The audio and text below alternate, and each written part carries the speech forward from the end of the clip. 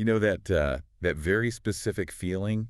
Usually it's in a tense meeting, maybe a dinner party, where on the surface the conversation seems totally fine, but your stomach is just in knots. Mm. The something is off alarm bell. Exactly. Yeah. The words being spoken are polite, everyone's following the agenda, people are nodding, but then, you catch a glance between two people. Right. Or someone uses a phrase, just a certain tone, and it sounds completely innocent to you, but the person across the table just stiffens up. And you realize. And you realize, I am technically in this room part of this conversation, Yeah. but I'm completely missing the real conversation. You've just described the gut feeling of being on the wrong side of interpretive asymmetry. Is that the technical term for feeling like the only one who didn't get the memo? That's a very good way to put it, yes. And that is exactly what we're unpacking in this deep dive. We've got this fascinating stack of sources all circling this one central idea, layered meaning. But I want to be really clear from the start, we're not talking about like literary analysis here. This isn't about analyzing poetry for its own sake. No, this is about power. It is. It's about how conversation itself is a mechanism for social positioning. We're looking at how people use doublespeak or vertical layering, not just to communicate, but to sort people. Into insiders and outsiders. Precisely. And the sources we've pulled for this are, well, they're a pretty weird mix. We have a structural analysis of some ancient narrative archetypes about how we think. Smashed right up against modern workplace psychology? Mm-hmm. And even theories on gaslighting. It sounds strange, I know. But the common thread is incredible. The core argument is that the ability to speak in layers, to say two things at once, is the main way we build intimacy. It's a kind of secret handshake. But then this is the flip side where we're going to spend most of our time. That exact same tool is also a weapon. Yes. If you don't know the handshake, you're not just confused. You are, and I'm quoting here, being managed. And nobody likes to be managed. So, okay, let's get into the framework. The sources start by setting up these two fundamental modes of human thinking. They use some old archetypes, but let's just focus on the cognitive structure itself. What are they? Okay, so on one side, you have what the sources call the vertical mode, or the high context mode. This is all about interpretive fluency. Okay, break that down for me.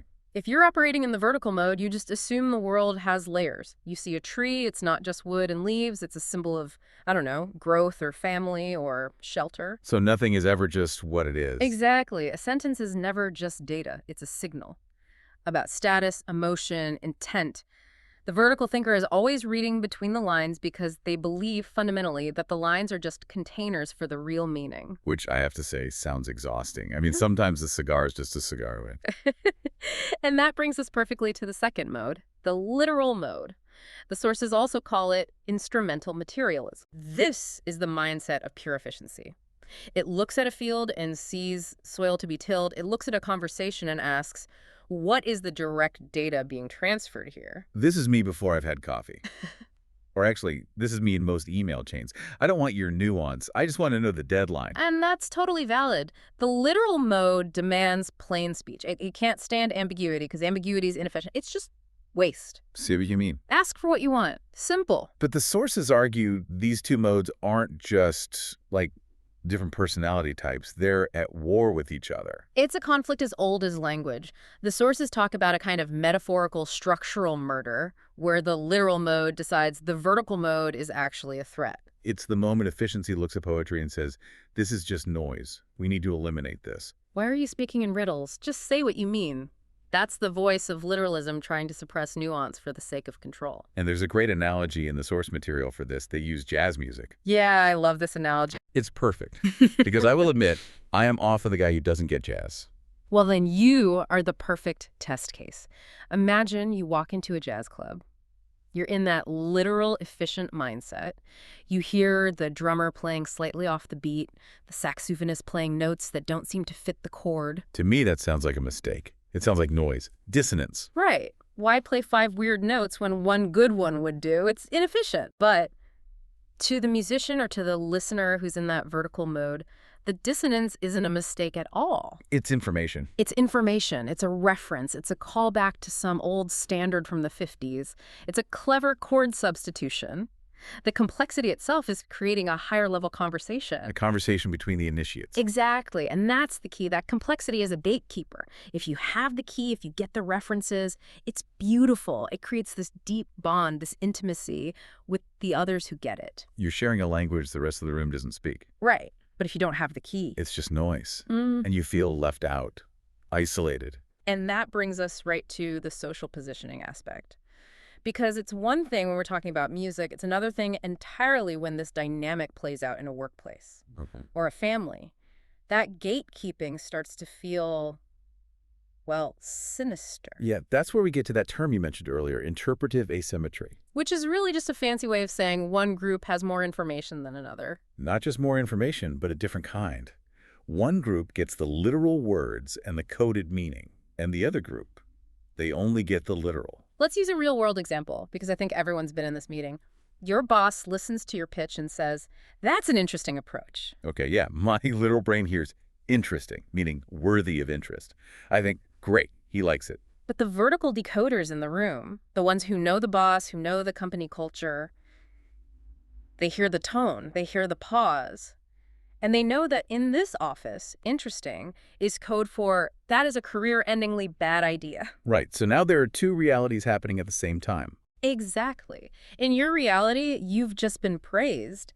In theirs, you've just been given a final warning. You think you're walking on a sidewalk, but you're actually walking right off a cliff. That's terrifying. Yeah. Because you're making your next move based on completely faulty data. And this is where that quote from the source material just sends a chill down my spine. If I don't know I'm being guided, I'm being managed. Oof.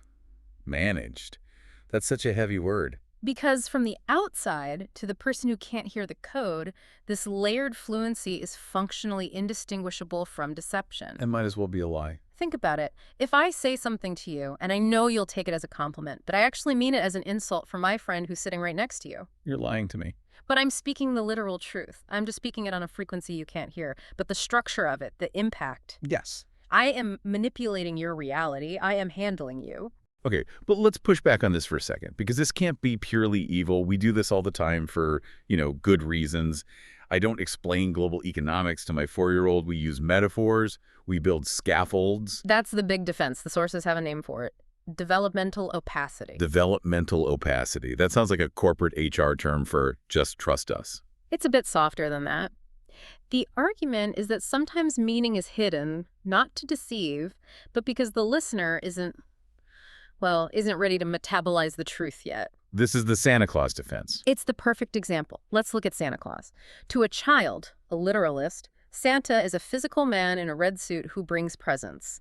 It's the only container they have for the concept of, say, unearned generosity. Okay. But for the adults in the room, Santa is a symbol. He's a symbol of parental love, of the moral order of the home.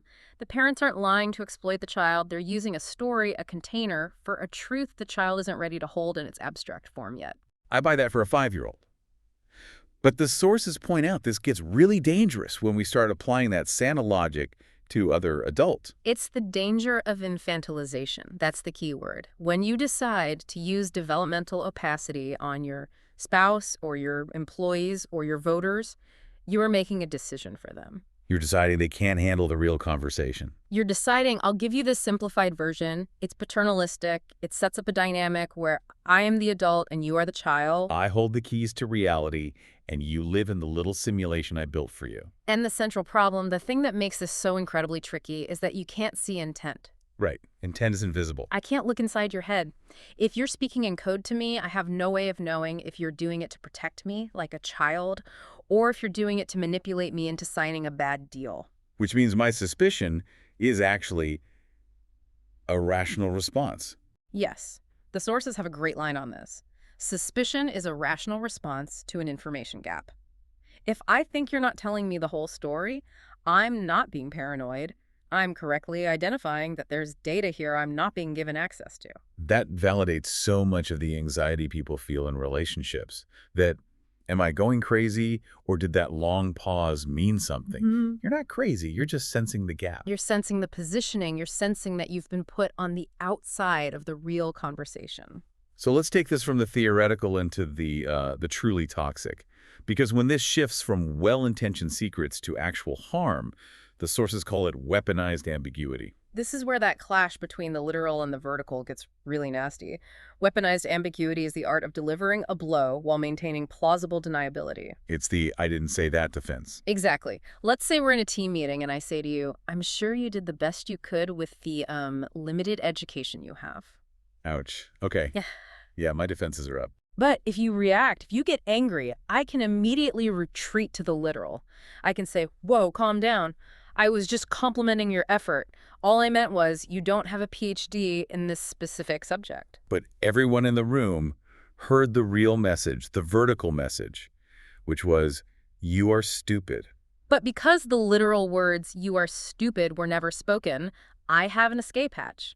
I can say you're reading into it. I can accuse you of being oversensitive. It's gaslighting. It's a core mechanism of gaslighting. The sources explain how this erodes your trust in your own perception. If you feel an insult but the speaker can deny it based on the literal words, you start to question your own reality. You wonder if maybe your decoder ring is broken. And that leads to a loss of agency, which is how the sources define harm here, isn't it? Harm is the removal of my ability to act in my own best interest. Yes, exactly. Because if I withhold context from you, if I know about a secret alliance in the office and I let you walk into a trap, you're making decisions on a fake map. You might trust someone you shouldn't. You might speak freely when you should be quiet. I've stolen your agency because I've curated your reality. And it also just creates this profound isolation. The sources talk about using inside jokes or little signals just to mark someone as outside the group. We shouldn't underestimate the biological impact of that. We're tribal animals. If two people in a room look at each other and laugh at something I didn't get, my brain doesn't just register, oh, I missed a joke. It registers a survival threat. A primal fear. Absolutely. I am unsafe. I am outside the protection of the tribe. It spikes your cortisol. It's a real physical response. So I want to zoom out for a minute. We've been talking about this as a kind of war between people, the literalists versus the poets, the insiders versus the outsiders. But there's this really fascinating section at the end of the source material about the mind itself. Psychological twist, yeah. It argues this civil war isn't just happening at the office, it's happening inside our own heads. The argument is that modern people, us, living in this data-driven, efficiency-obsessed culture, we have essentially committed a kind of internal fratricide. Explain that. What does that mean? Well, think about how we're raised, how we're educated. We're taught to solve for X, to optimize, to get to the point. We have systematically suppressed the part of our brain that reads poetic, symbolic truth. The vertical part. The vertical part. Because we are so obsessed with control and predictability and plain speech, we want the world to be a spreadsheet. Because spreadsheets feel safe. You can't misinterpret a number. A number doesn't have a hidden layer. But the sources argue that by killing that part of ourselves, the part that gets the jazz, that reads the subtext, we've done ourselves a huge disservice. And because we've killed that capacity in ourselves. We project it. This is the kicker. Because we've suppressed ambiguity in ourselves, we attack it in others. We demand that people speak plainly because we personally have lost the ear for the music. So when I get frustrated with someone for being vague or metaphorical, it might actually be a problem with me because I've let that part of my own brain starve. It's very possible. You're angry at them for reminding you of a capacity you've allowed to atrophy. That's heavy. It suggests our cultural demand for literalism is actually a symptom of a cognitive loss. There's even a mention of linguistic theories that some ancient traditions kept their language complex on purpose. They use things like homophones, words that sound the same but mean different things, just to force the brain to do the interpretive work. To keep that muscle active. Use it or lose it. Exactly. If everything is literal, that muscle dies. And if that muscle dies, you become very, very easy to control because you can no longer see the subtext. You can only see the text. Which brings us all the way back to the beginning. If you can only read the text, you are walking through this world of interpretive asymmetry, completely defenseless. You're the person standing outside the jazz club wondering why everyone is making so much noise. So we're left with this dilemma. We can't all just become pure literalists. That's a gray, robotic world. We need the layers. We need the poetry. We do. It's what the sources call dimensional communication. It's how we signal love and humor and belonging.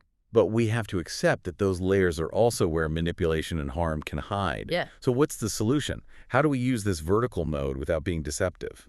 I think the sources leave us with a challenge. And it all comes down to the idea of shared fluency. Meaning? Meaning, if you hold the key to the code, your moral obligation is to teach other people how to read it, not to use it to talk over their heads to make yourself feel superior. There's one final line from the material that I think just sums this all up. It's been stuck in my head. Perceived deception is the shadow cast by unshared fluency. That's a haunting line, isn't it? It is. It suggests that as long as we keep the code to ourselves, we will always look like we're lying to the people on the outside, even if our intentions are good. It puts the burden of proof on us. If we want to be trusted, we have to invite people into the complexity. We have to be willing to teach them the handshake. So for everyone listening, here's the thought for the week. The next time you're in a conversation that just feels murky, off-kilter, ask yourself, am I actually being deceived? Or am I just missing the key to the code? And conversely, if you're the one speaking the jazz, are you using that complexity to open a door for someone? Or are you using it to lock them out? A question worth asking. Thanks for diving deep with us. See you next time.